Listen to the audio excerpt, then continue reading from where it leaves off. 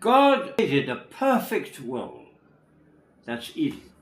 We mucked it up because we say, I want to eat the apple. And every age, I don't need God. That's it. Everybody, I don't need God. I'm God. Okay? So then we have chaos. And then, okay, Jesus said, plan number 2, Abraham. Abraham comes from Mesopotamia, and after 2,000 years, Jesus is the grand finale. The grand finale is the whole plan. That's the covenant. The covenant is God's plan. This is the plan, and that is the Catholic Church. So 2,000 years ago, Jesus Christ established the Catholic Church, and that was the answer. And gradually, over and over and over, 1,500 years. But of course, over the way you have the human hack factor, and you have a lot of corrupt priests, and you have a lot of corrupt laity, and you have money, and you have all sorts of problems. And we need bit. But the point was, the plan was there. So Luther was a German. That was one of his problems. Now, you wouldn't have a Luther in Italy. Why? Because in Italy, if you say there's corruption in the church, and they say, well, obviously the world is not perfect, everybody knows. But Luther was one of these, kind of thick-headed German type. And the Germans, they have a story. If you're sitting there, and there's a war, and the Germans drive the car straight into the war. And why did you drive into the war? Because it wasn't on the map. Well, that's the German outlook. Well, if the Italian, he'd go up and he'd see there's a wall and go everywhere else. But because the map says there's a wall there, so you follow the map. So in other words, the German people, with all due respect to them, they got this. That's how Hitler said this. We all follow him. We can't do something else.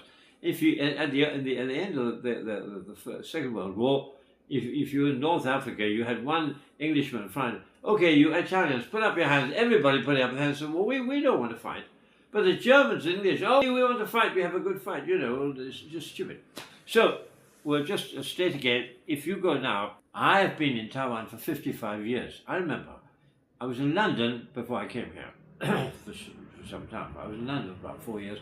I was in the Middlesex Regiment. I was a soldier, and there was Ilka. But anyway, the parties in London, they were handing out marijuana, and they're handing out these drugs. That's over 60 years ago. So as a result, and now you've got these kids on marijuana, and you've got obviously and that's what's happening now. Every day there are boatloads of these things, and that's what Trump is trying to stop. He's bombing these in the Caribbean Seas, bombing these boatloads of grammar. And so there's only one answer, and that is the Catholic Church. So, as we say, that Jesus Christ, what happened was, Jesus Christ, at the Last Supper, he took bread and he took wine. And when he was on the cross, and the great thing about it is what happened there is that Jesus Christ was God and man. He had the perfect sacrifice. So when he died, he said, it's finished.